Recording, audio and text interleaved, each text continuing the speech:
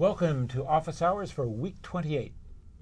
My name is Peter Bohl. If we haven't met already, it's because you've just begun the course. And I'm here with Sai Chang, who is one of the graduate students here at Harvard working on ChinaX and is particularly interested in this period, the modern period of Chinese history. So you grew up in? I came to the United States when I was 11. Oh, wow. And spent most of my time in California. In California? Where in California? In the Bay Area. In the Bay Area. My family emigrated to America. That's where they moved to. What do you study? I know you're working on history, but right. What I study modern Chinese history, particularly legal history of the Republican period. So the 20th century, after 1911 to 1949. Great. I noticed that you came today prepared for a feast. Yes, this is a mooncake for the Mid-Autumn Festival.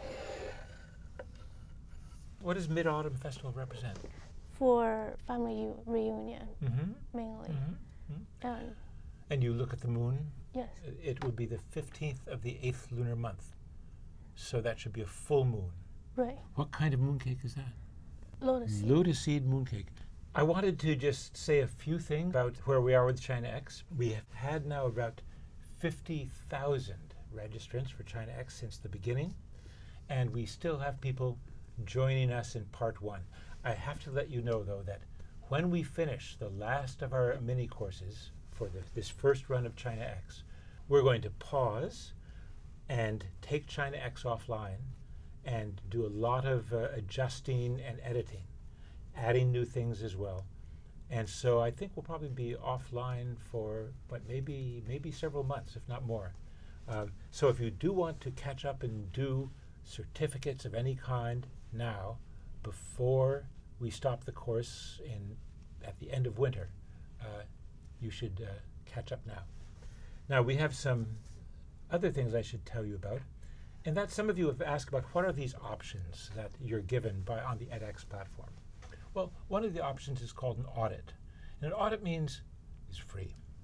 You're visiting. You'll do what you want to do. You're not trying to get a grade. You're not trying to pass. You're not looking for a certificate. You're just there to visit and see what you want to see and take part in what you want to take part in. We also have an honor code certificate. The honor code certificate is also free, but it does have a requirement. You can't get an honor code certificate unless you pass 75% of the quizzes and assessments on the module. In addition to the honor code certificate, we also have what's called a verified certificate. And the verified certificate costs money. That's $90. You have to sign up for it by the end of the mini course for which you want it. And of course, you have to have an overall score of 75% or more. Because we've divided ChinaX into mini courses, and we have 4 mini courses for the modern part of ChinaX, it's possible for you to get a verified certificate for each one of these mini courses in sequence. And this is called an X series. That means that you get a certificate saying you did each one of these in a series, and you will get a final X series certificate, but that will cost you another $90. I should mention too that we have received donations from you, ongoing donations, and that has helped us this past summer and will help us in the future do more work on ChinaX and gather more materials, which you will be seeing later on in the fall. Now we have also an update for transcript download. So for each video, if you go to the bottom of the video, there's a link that allows you to download the transcript itself without just looking at the text. Another thing we would like students to do is to take a preliminary survey, because this is the beginning of part 7. And from that we can get an idea of who you are and what you hope to get out of the course. And we also have a map, don't we? Right, we also have a map. Click on the link and then just pin where you're from. We would like to get an idea where the students are. So please do that. Please do that. One of our learners in Beijing, I guess we're not going to use his name since he wrote it as an email to Professor Kirby and me. He said, you made a mistake. You said that the examination system, the civil service examination system, continued into present-day China, even though it was abolished in 1905, as the National College Entrance Exam, the Gaokao. He said, but you're wrong. The Gaokao is not the civil service examination because there's something called a Guokao, a national examination, which actually means the Guojia Gongwuyuan Kaoshi, the national official examination. And that's to become a bureaucrat. It's much more like a real civil service examination. And in some sense, I guess that the traditional examinations, calling it a civil service examination, is a little bit wrong. Because what it really was an examination to select the smartest, most talented, well-educated people for high office, for political leadership, in place of having, let's say, elections or something like that. Yeah. Right. And I think Professor Kirby meant to say that. No doubt he meant to say that. The tradition of education is what's continuous, not necessarily the tradition of education is continuous, but there have been points in China's history when people didn't care much about education, in China's recent past too, but we'll come to that in a later part of the course. So we have some questions here. People have asked about? So one of the questions the students asked is about the Emperor Qianlong's letter to King George. He's asking, how do we know that it's not a forgery like Black House? Oh, well, first of all, it was done before Black House was born, as far as I know. But more importantly, it was written in Chinese at the time and translated at the time to be sent to King George, who didn't speak Chinese. So we actually have the Chinese original, in the archives. That's not a problem. It's for real. It's for real. So, an interesting phenomenon. Question I want to ask you is, in China today, the Qing emperors, even though they were Manchus coming from abroad, invading China, Kangxi and Qianlong, the two Qing emperors who served 60 years apiece, they are very respected in China today. How come? I think it's because these two emperors were most responsible for the expansion of the Qing Empire to to the current boundaries that we see in modern China today. I think they're, in some sense, cultural heroes. In that sense, okay.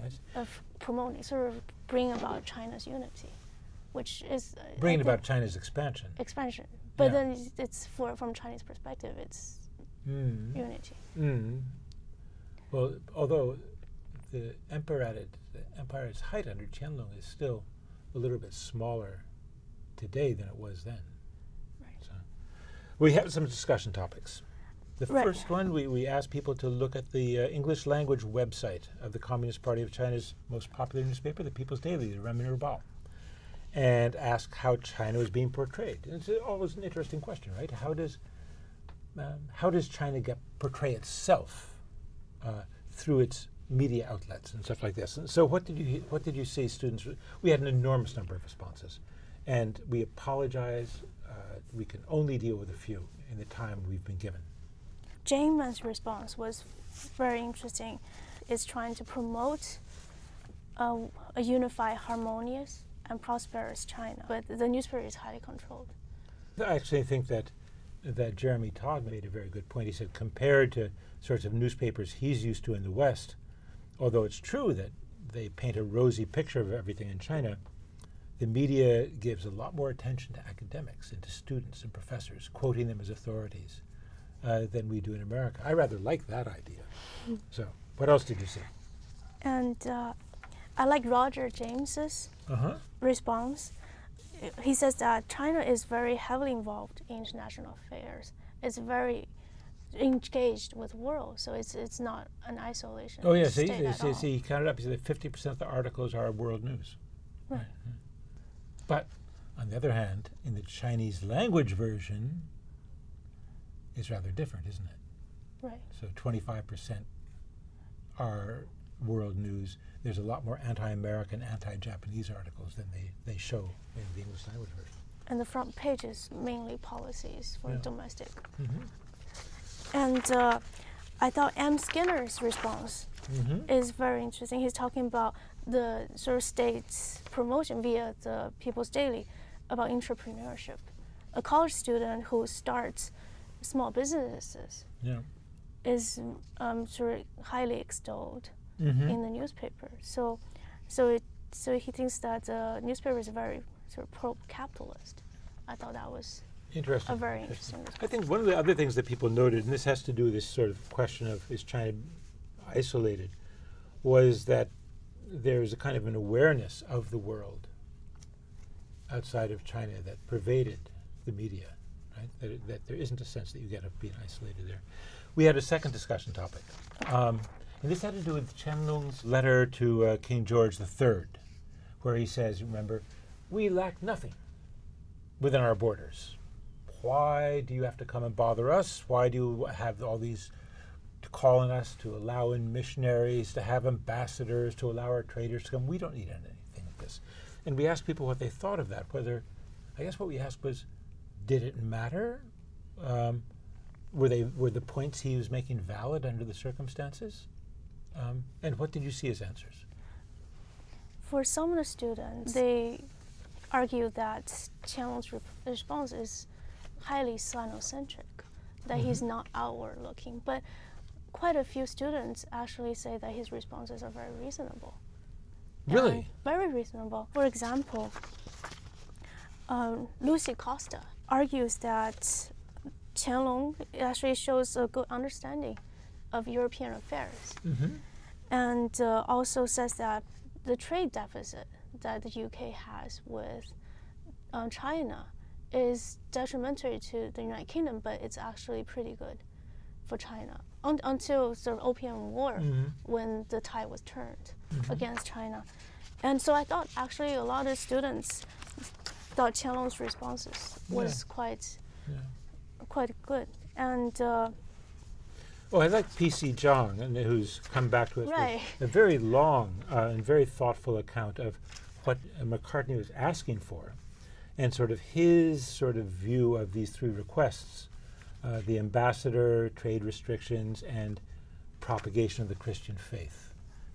I thought his answer was very interesting in that he understands, for Qianlong, he has a sort of a very hierarchical understanding of international relations.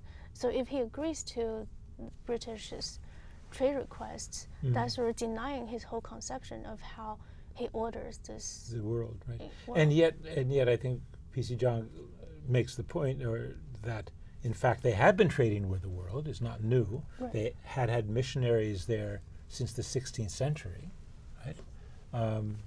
That's not new.